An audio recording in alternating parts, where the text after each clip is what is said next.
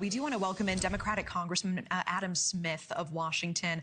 Representative Smith, I appreciate you making the time tonight. And President Trump's National Guard deployment to Portland still playing its way through the courts right now, along with Chicago and Los Angeles orders this year. Are we ultimately looking at the Supreme Court deciding on the president's authority to be making these moves? I would think so. I mean, the Supreme Court gets to decide whether or not they take the case or not, but it's a pretty significant case, the conflict between the federal government and states. So I would think the Supreme Court would ultimately decide this. But how quickly that happens, it's really hard to predict at this point. What is your view on this? Do you think these deployments are necessary?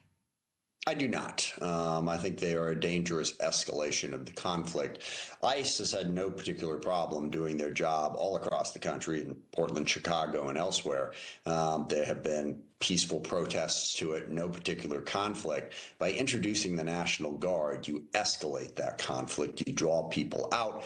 Also, I don't think it's the proper use of the United States military to engage in domestic law enforcement. Now, Guard units are typically used for crowd control in different situations, but the way they've been deployed in D.C. and Los Angeles and what was proposed in Portland and Chicago goes beyond that. I think the military should be trained in the defense of the country, not in domestic law enforcement. So I think it's a misuse of our military, and it escalates the situation and creates a dangerous situation in these cities, as we're seeing play out. The protests get larger, the conflicts get bigger, the more President Trump threatens people and sends in troops. Now, I'm curious, Seattle in your state has seen issues with protests getting out of control over the years. It does have a Democratic mayor. What happens if President Trump turns his ire to Seattle? I think it plays out the same way that it has in Portland and Chicago. You'll see protests, you will see lawsuits. And look, the city of Seattle during 2020 had some significant challenges. Our own governor, called out the Guard to help deal with that. Governors are not afraid to use the Guard if they think a situation is out of control. But what President Trump is doing is he's attempting to exercise his power and weaken the governors by simply arbitrarily making that decision on his own. He shouldn't do that. And we don't have that level of protest in Seattle right now any more than any of these other places do. So it simply isn't warranted at this time. And I don't really trust Donald Trump, given the way he talks about this, his desire to persecute his enemies and take vengeance on those who have wronged him. That does not focus on what's good policy for the people of this country or the people of Seattle, Portland, Chicago, or any place else for that matter. I do want to move to the nation's capital, day 11 of the government shutdown, no apparent end in sight right now. And in your view, what needs to be done to end the standoff? Mike Johnson needs to negotiate with Democrats in the House and the Senate. I mean, right now, he has shut down Congress and abdicated his responsibility as the Speaker of the House. We have not been in session since September 19th. Or I guess we were in session like one day in there. So he has said we're not going to be in session and he's not going to negotiate. I mean, it's almost like Mike Johnson wants the government shut down and Congress not to be functioning. I don't know exactly what the resolution is. The Republicans have put forward their version of continuing resolution. Democrats in the Senate have put forward their version, which is different.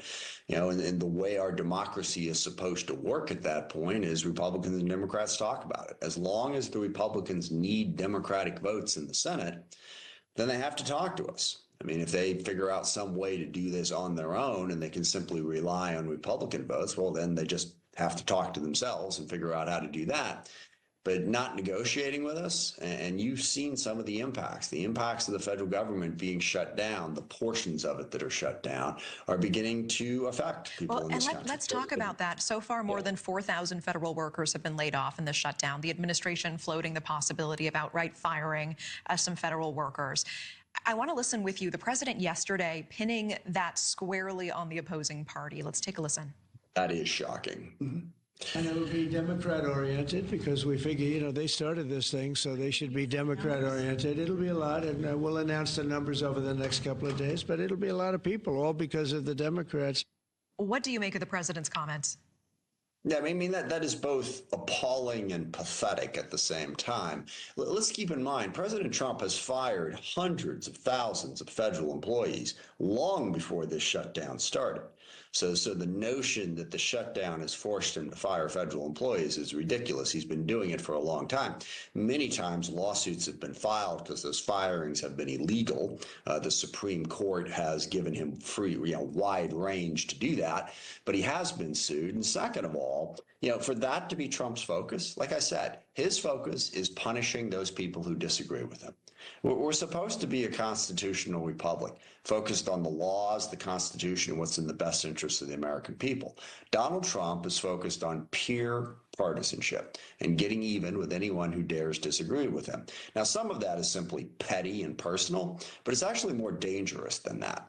This is a president who thinks he is above the law, a president who wants to rule individually as he sees fit, regardless of what the law, the Constitution, or our system of norms has to say about it. And so when you hear things like that, it really makes me fear for the future of our constitutional republic. All right, Representative Adam Smith, I appreciate you making the time tonight. Thank you. Thanks for giving me the chance.